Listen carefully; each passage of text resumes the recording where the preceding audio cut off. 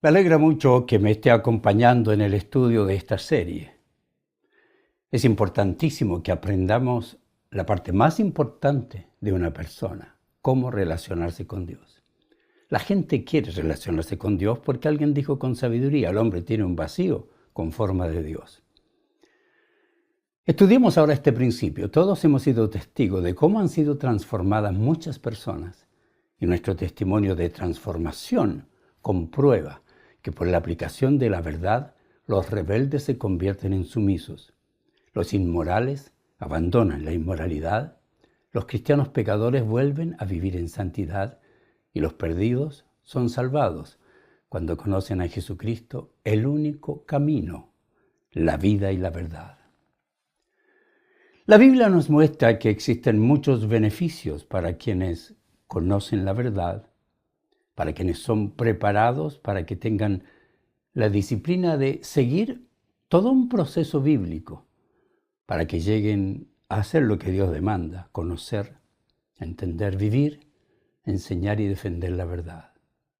Si usted no está haciendo eso, no está viviendo la vida completa, cristiana integral.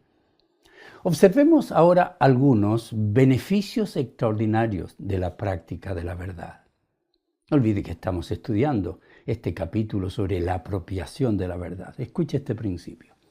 El cristiano debe desarrollar su conciencia para alinearla con la verdad bíblica y le permite determinar el bien y el mal y debe obedecer la orden de convertirse en un cristiano maduro. Los dos beneficios los obtiene conociendo y practicando la verdad. No puede cambiar su vida ni puede ser maduro si no aplica la verdad.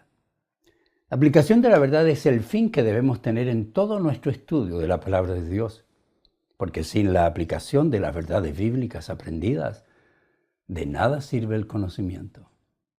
Es la aplicación de la verdad la que nos libera de todos los comportamientos erróneos. Cuando aplicamos la verdad que nos han enseñado grandes maestros, sacamos traumas, amarguras, resentimientos. Completamos nuestro estudio cuando aplicamos la verdad. Y para hacerlo, debemos preguntarnos, ¿qué significa esto para mi vida? ¿Cómo puedo aplicarlo en la práctica a mis necesidades personales? Mientras me está escuchando, siempre tiene que estar pensando aquello. Pregúntese, ¿cómo aplico esta verdad para mi corrección? ¿O para tomar una nueva dirección? ¿O para establecer o terminar una relación? Si usted escucha y no hace nada, de nada sirve. Si encontramos en nuestro estudio un mandato que obedecer, lo obedecemos. Si descubrimos una promesa para nosotros que debemos abrazar, la reclamamos. Si hay una advertencia que debemos obedecer, la tomamos en serio. Al aplicar la verdad nos sometemos a las Escrituras y dejamos que transforme nuestras vidas.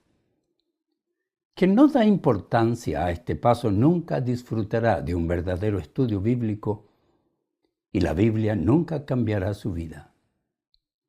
No basta con estudiarla. Ya le he enseñado mucho sobre esto. No basta comprender la verdad. Debemos aplicarla para que transforme nuestra vida.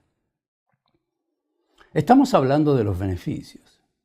Y el primer beneficio de la apropiación disciplinada y sistemática de la verdad, note aquellas palabras, es el desarrollo de la conciencia de acuerdo con los principios y valores divinos. Todos nacemos con conciencia y aún los no cristianos la tienen. Así diseñó Dios al hombre. Dios le entrega una conciencia a todo ser humano para que tenga un conocimiento elemental de lo bueno y lo malo. Los comunistas dicen que nacemos buenos.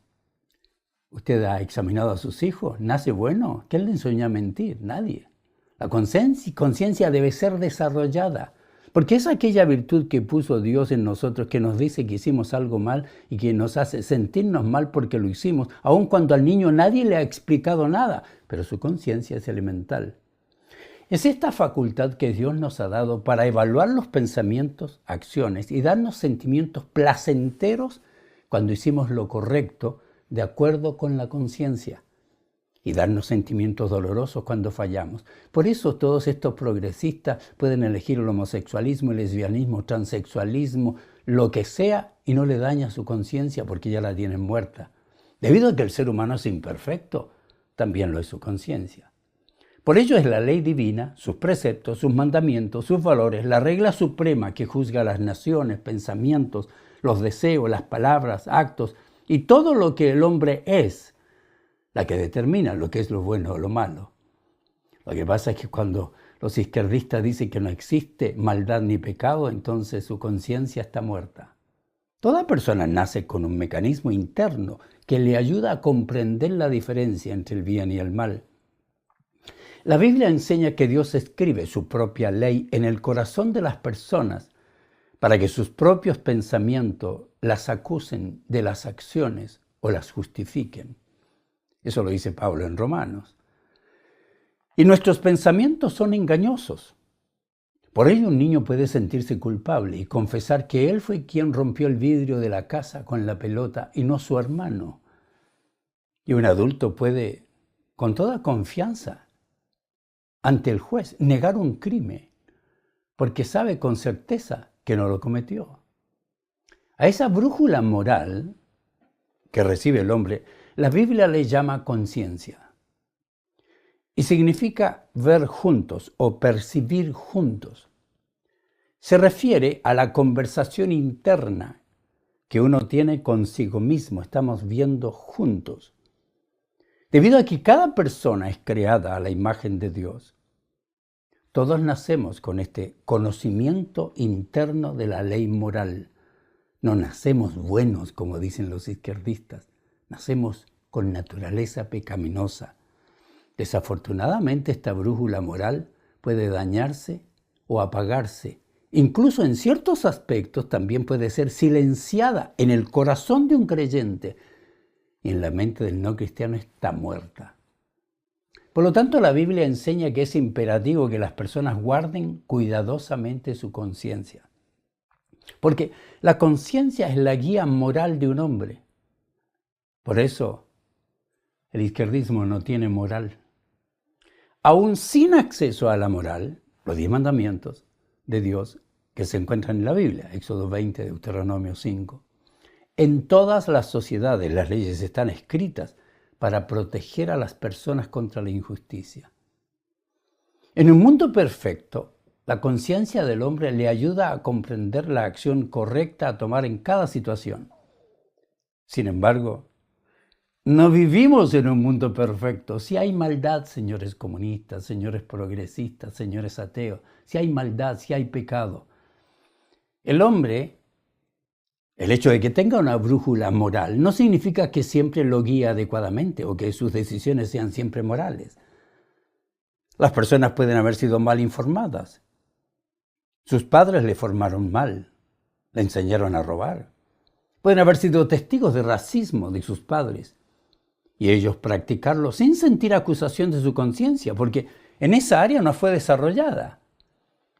Esto se debe a que la conciencia humana puede ser influenciada por fuerzas internas, como su propia naturaleza pecaminosa, que los izquierdistas dicen que no tenemos, sí tenemos.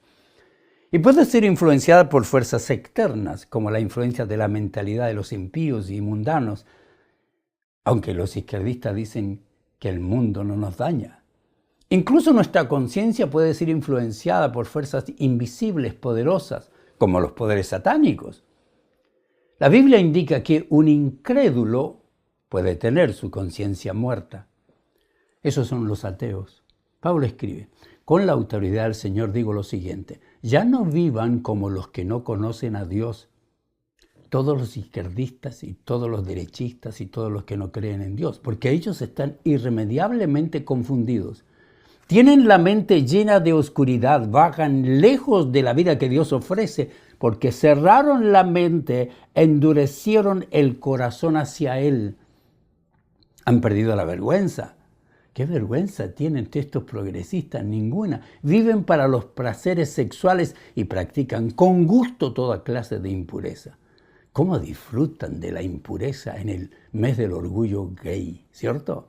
Un incrédulo ordena su vida de acuerdo con el vacío espiritual de su mente. La incredulidad es de este modo una enfermedad espiritual progresiva. Por eso la conciencia del incrédulo está contaminada, está manchada. Puede ser la mejor persona del mundo, pero su conciencia está dominada por el pecado, como una prenda de vestir está teñida de color. Todo lo que piensa un incrédulo fluye a través de esta red de corrupción. Su conciencia está contaminada. El efecto en su alma es profundo.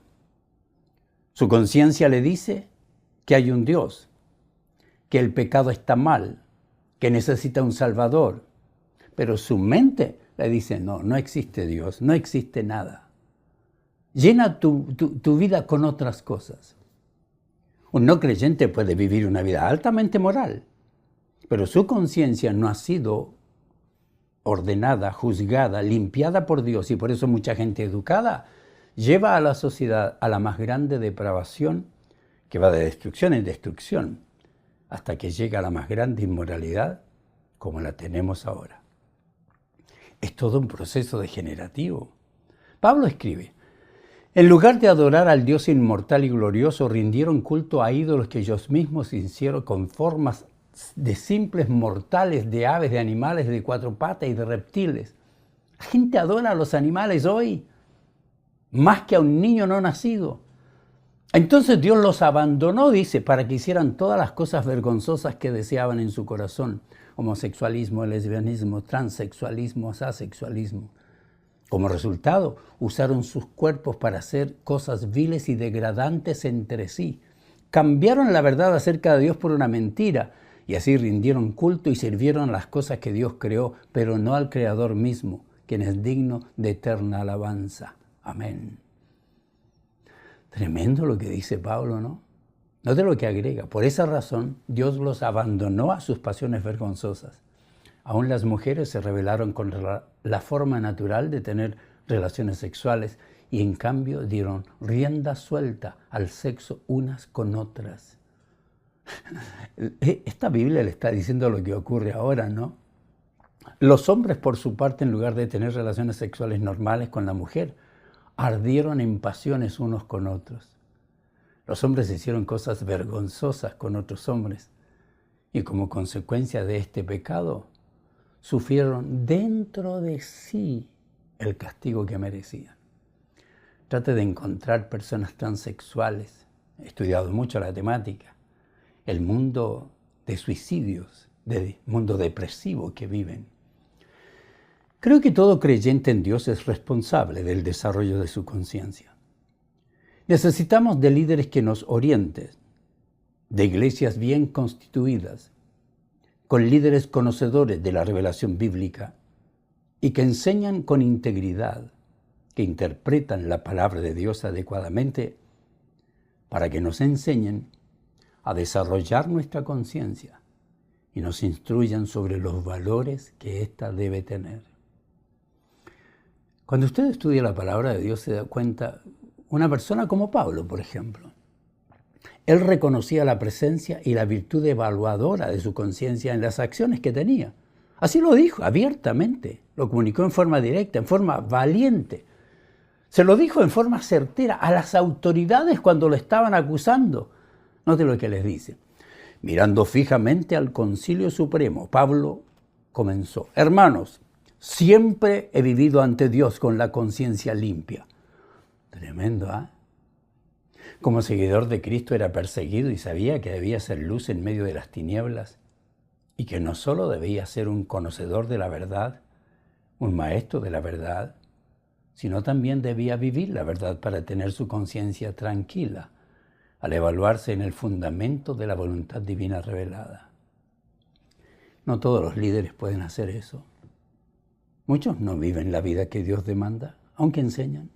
Noten lo que les dice Pablo a las autoridades. Admito que soy seguidor del camino de Cristo, al cual ellos llaman secta. Adoro al Dios de nuestros antepasados. Firmemente creo en la ley judía y en todo lo que escribieron los profetas. Tengo la misma esperanza en Dios que la que tienen estos hombres. La esperanza de que Él resucitará tanto a los justos como a los injustos.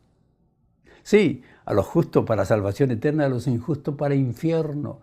Dice Pablo, por esto siempre trato de mantener una conciencia limpia delante de Dios y de toda la gente. Hechos 24, 14 al 16. El apóstol conocía la importancia de elegir líderes capacitados para que sean parte del liderazgo de una congregación también. Él no quería caras bonitas como diáconos, sirviendo, dando la bienvenida a las personas. Él no quería personas extrovertidas y cariñosas. No, eso no es un requisito. No quería personas con voluntad fuerte o dispuestas a ocupar un lugar de prominencia. Quería siervos de Dios, con cualidades especiales, con dones y talentos entregados por Dios, para que no solo lideren a los demás, sino que sean ejemplos de la palabra en conducta, fe y actitudes. Y para ello debían ser llamados por Dios. Para ser diácono, para ser anciano, para servir. Debían conocer su fe, vivirla, mantener una conciencia limpia. Observe lo que ordena. Un líder de la iglesia, dice Pablo, no debe ser un nuevo creyente, porque podría volverse orgulloso y el diablo lo haría caer. Además, la gente que no es de la iglesia debe hablar bien para que no sea deshonrado y caiga en la trampa del diablo. Es decir, que los que no son de la iglesia vean que uno tiene un buen testimonio. De la misma manera, los diáconos, los servidores, deben ser dignos de mucho respeto, tener integridad. No deben emborracharse ni ser deshonestos con el dinero. Tienen que estar comprometidos con el misterio de la fe que ahora ha sido revelado y vivir con la conciencia limpia. Cuando queremos nombrar, no nombramos caras bonitas para que reciban a la gente. Necesitamos diáconos. Dice que sean evaluados cuidadosamente antes de ser nombrados como diáconos. Si pasan el examen, entonces que sirvan como diáconos. ¿Dónde quedaron esas escrituras hoy? Ya no. El cristiano tiene la responsabilidad del desarrollo de la conciencia que Dios le dio para que ésta deje de ser elemental y natural y tenga como su fundamento los valores divinos. Es el cristiano, queridos, el responsable de la actualización de su conciencia elemental y los líderes los que tenemos que ayudarle a formarle. De la parte que fue formada por sus padres, hay que evaluarla. Se debe estudiar la verdad, interpretarla correctamente, aplicarla sabiamente para que su conciencia tenga cada vez un mayor contenido bíblico. Los jóvenes de la iglesia que son izquierdistas me atacan, dicen que yo estoy tratando de manipular la conciencia de los creyentes diciéndole por quién votar. La verdad es que sí, estoy formando su conciencia. Por eso, la conciencia hay que desarrollarla y el Espíritu viene para ayudarnos. El Espíritu Santo que mora en nosotros, interactúa con nuestro espíritu. Y que el Espíritu more en nosotros permite que proporcione a nuestra conciencia, yo no soy la conciencia de la gente, yo se la formo. Y el Espíritu permite, le da a la conciencia una voz que el Espíritu de Dios le habla internamente. Pablo declara, con Cristo de testigo hablo con toda veracidad, mi conciencia y el Espíritu Santo lo confirman. El Espíritu de Dios está conectado a su conciencia.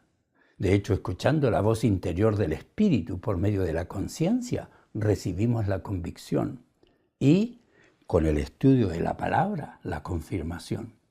Cuando el creyente dice es un asunto de conciencia, quiere decir que la voz interior del Espíritu le exige o le prohíbe hacer algo. Pero esa conciencia tiene que haber sido desarrollada por medio de la apropiación de las doctrinas y de la ética bíblica. Y eso es lo que hago como líder cristiano, formar la conciencia de mis hermanos para que puedan tener la capacidad de ellos, con la ayuda del Espíritu Santo y la palabra, decidir bien. En este punto la conciencia está funcionando como Dios la diseñó. Asimismo, cuando pecamos, nuestra conciencia nos informa que hemos violado los mandamientos de Dios. Si es que le he formado y le digo que esto es una violación a los mandamientos de Dios, sino ¿cómo sabe? Cuando Adán pecó contra Dios, fue su conciencia la que le llevó a los arbustos. Recuerda, este es el relato bíblico. En ese momento se le abrieron los ojos. De pronto sintieron vergüenza por su desnudez. Entonces cosieron hojas de higuera para cubrirse. Cuando soplaba la brisa fresca de la tarde, el hombre y su esposa oyeron al Señor Dios caminando por el huerto. Así que se escondieron del Señor entre los árboles. Su conciencia. ¿Usted ha formado su conciencia? Si usted ha estado en una congregación donde puro milagro y prosperidad, su conciencia nunca se ha formado. El problema surge cuando la voz interior de la conciencia no está informada bíblicamente. El Espíritu de Dios usa la Biblia para guiar a los hijos de Dios a través de la vida y habla a nuestra conciencia. Los líderes tenemos que formar la conciencia metiendo en ellos palabra de Dios. Y así como un cristiano crece en conocimiento a medida que va apropiándose, conociendo la verdad y que madura en Cristo, su conciencia se va desarrollando a medida que se vuelve cada vez más informada bíblicamente. Cuanto más maduro sea un cristiano en Cristo, más fuerte se volverá su conciencia. Y por conciencia fuerte, me refiero a la conciencia bíblicamente bien informada. Conciencia que ha sido expuesta regularmente a las verdades bíblicas, como está siendo expuesta en esta congregación. La madurez cristiana, indica Pablo, evita que un creyente sea zarandeado de aquí para allá, llevado de un lado a otro por todo viento de doctrina, le dice a los Efesios. Si un cristiano no logra madurar en algún área de su vida, su conciencia en esta área puede volverse débil o herida o incluso dañada. Esto le causa grandes problemas en la vida. Por eso aquí le formamos la conciencia. Lo lindo es que hoy podemos tener una congregación mundial a través de la internet, reunirnos todos los jueves y domingo, en principio congregación online, y usted puede seguir desarrollando su conciencia. Conclusión. Esa conciencia elementalmente formada, que es parte de la vida de todo ser humano, debe ser instruida y bíblicamente informada. Y solo informa, desarrolla y se hace más sensible su conciencia el cristiano que estudia y practica la verdad divina con responsabilidad, dedicación y excelencia. Algunos de ustedes, tal vez, queridos, no han tenido el desarrollo de una conciencia apropiada. Por eso cantan bien, oran bien, sirven bien en la iglesia, pero se maltratan en casa o viven una vida de pecado. O ese joven que está viviendo como un excelente músico, un excelente predicador y tiene relaciones sexuales con su novia. ¿Dónde está su conciencia? El problema es que tal vez aprendió a declarar todo que le va a salir bien, aprendió que Dios va a hacer un milagro y nunca aprendió que usted tiene que desarrollar su conciencia por el estudio, la apropiación de la verdad y por su práctica. ¿Está listo usted a hacerlo?